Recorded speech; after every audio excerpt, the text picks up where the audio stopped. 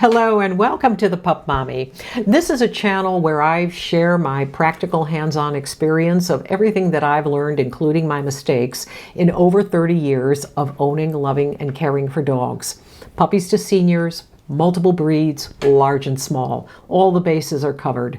Now, this is the third in a three-part series of dogs that I'm recommending that I think would be good for individuals and families.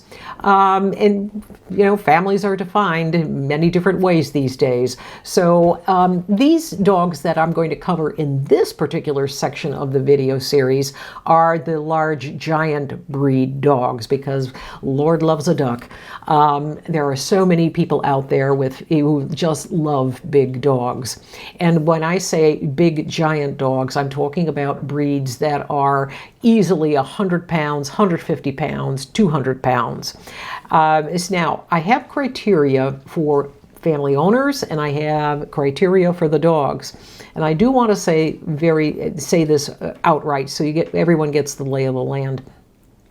When you are bringing a dog of this weight, this size, into your family, not only are you paying attention to the dog matching your family's lifestyle, your personality, but you're also looking at a dog that you are going to be able to handle.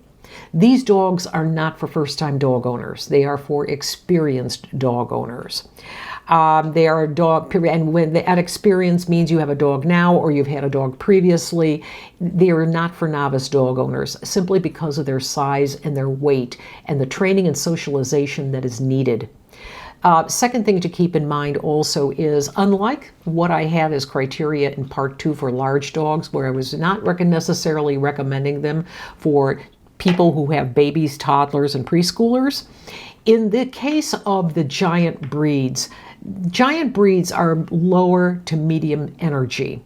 They are all a little bit more on the docile side. They're very affectionate. They're fond of children. In fact, many of the breeds that I'm going to be mentioning in this video are well known for their fondness for children, their patience, their calmness. So in this particular category of dog, if you happen to have toddlers, if you happen to have preschoolers, these are dogs that many people, smarter than I, in fact, have in their families. So with all that criteria out of the way, the giant dogs that I am recommending that you seriously consider bringing into your home are, number one, in no particular order, the first one would be the Bernese Mountain Dog. We have the St. Bernard, the Alaskan Malamute, the Newfoundland, and the Mastiff. So let's take these dogs individually so you can get better acquainted with them and know why I'm recommending them.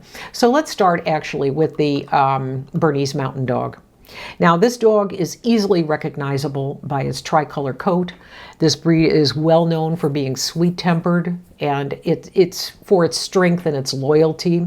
Berners, as they're kind of called, are typically good-natured and patient, and these traits that's what makes them well-suited for families, especially those with young children as well.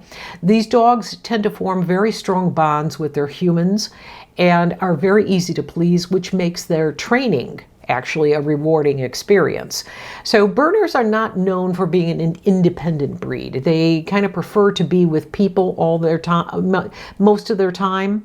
So it's not recommended that these dogs be left alone for long periods of time. So that is in a way to prevent anxiety and getting into mischief. A bored dog gets into mischief, any breed. This breed does require daily exercise to keep it fit. So it is a great walking companion. It's good backyard buddy. Grooming-wise, it's a double-coated medium-length dog. And this dog is going to be weighing in at about 100 to 115 pounds. Now, I have a very good friend of over 40 years whose daughter and husband have a 1-year-old baby, and they have a Berner.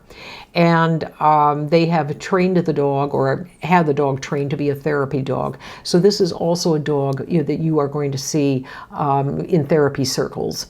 Now, the next dog that I have on the list is the St. Bernard. And the St. Bernard, of course, is one of the most recognizable dogs in the world. It's known for its devotion to the owner, to its owner, its fondness for children and family. This dog is going to weigh in at somewhere around 150 to 180 pounds.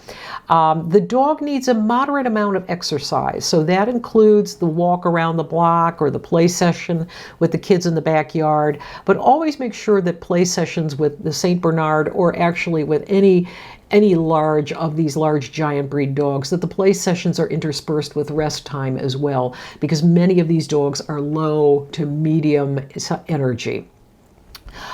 These dogs are, regarding training, their patience and consistency is key. These are dogs that are intelligent. They can learn commands. They learn tasks very quickly. And grooming-wise, you're going to have to be a committed owner, because these are long-haired dogs and they are double-coated, so they are going to shed. So you do need to brush them on a consistent basis. And also, I have to warn you that this dog does have a tendency to drool. Not overtly drooling like me and Neapolitan Mastiffs and all, but they do drool. All right, so just as a warning. The third dog on my list is going to be the Alaskan Malamute. Now, I put this dog on the list because I happen to know someone for over 25 years, who I've worked with over 25 years. She has raised her children from babies all the way into teenagers and beyond with Malamutes, and now she's raising her grandchildren with Malamutes. She absolutely swears by this breed. It is a great breed. It's a working line breed. It loves having a job to do. It's a pack animal, meaning that it wants to be with its family. It's actually known for being very affectionate with children. These dogs are powerful. They're muscular dogs, but again, they're also very affectionate animals. They're going to be right there for their families, watching out for them. Now, they need an owner who will invest the time and training and socialization with them early on. This is a particular breed that it needs a boss. It needs a leader. That doesn't mean, this kind of leader. It means a patient, firm leader. Because with many breeds of dogs, unless you're that patient, firm leader, the dog is going to start running you. So this is a dog that is definitely, you need an experienced owner. Now, this is a perfect dog too, that if you have your family, if you like running, hiking, jogging, this breed will keep up right next to you. I mean, it's going to be right there with you. Again, this is a double-coated dog, so it's going to need grooming. But, sometimes when you look at the grooming and you look at the dog, they kind of balance each other out, because they're really great dogs. If you want to learn a little bit more about Malamutes and children, there is an Instagram channel that I follow. It's called Life with Malamutes, and you can take a look at it. And it shows you how their children, their young children, get along with their Malamutes, and their grandparents as well. So, moving on, the next dog on my list is the Newfoundland.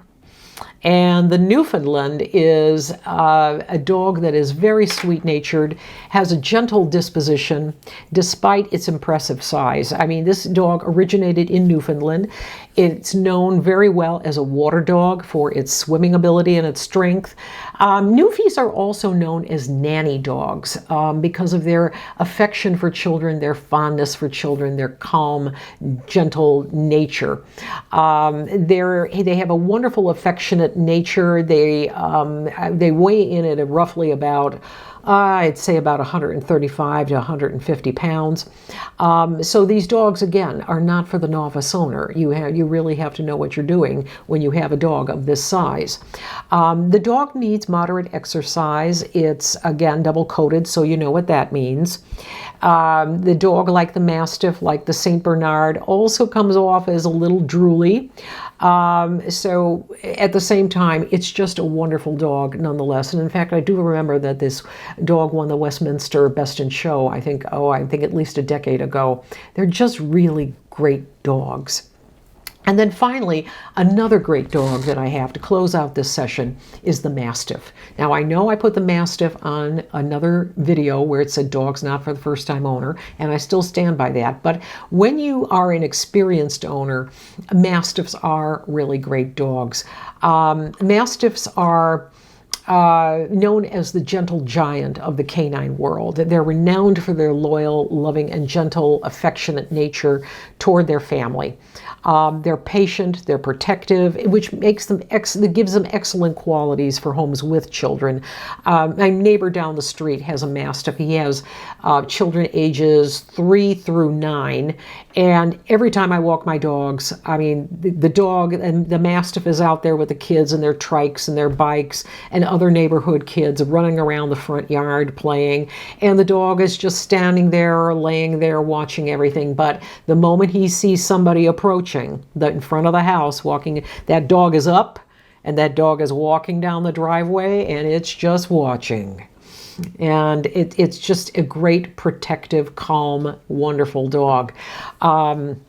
They're very large dogs, and depending on whether you get a male or a female, you're looking at dogs at a minimum of 120 pounds to sometimes they can even go over 200. So you need to keep that in mind with food costs. And also, again, too, because of the size of this dog and the other dogs mentioned in this video, you've got to have a home with the space. All right. People do not know what it's like to own a dog until you own a dog. And with my crew here, I've got 2 shepherds, one at over 100 pounds, one tipping the scales at around 85. You don't know how much room these dogs take up in your house unless you look at them as volume. So you need space and you need a backyard, and you need for them not to feel cramped. These dogs also too are rather healthy dogs, meaning the Mastiff. A lot of dogs who are larger bone dogs, they are sometimes prone to hip dysplasia, elbow dysplasia. So again, finding a breeder who is really responsible, ethical, and breeds for health as well as temperament is just crucial to adopting any dog, really. So with that, I am going to close out this video. My suggestions, of course, are my suggestions, very subjective. If you have any questions, comments, please leave them. I try to respond to everybody. Don't forget to click and subscribe. If you need help finding the perfect dog for yourself or your family, I have all of my contact information available in the description section. Visit my website to learn more about my services and offerings that I can help you with. And also I've included additional freebie resources in the section for you. And don't forget to sign up also for my Barks and Bytes email list so you can keep ahead of everyone else in learning what new other videos are coming out and what's going on in the dog world. So with that, thank you very much for watching. I do so appreciate it, and bye for now.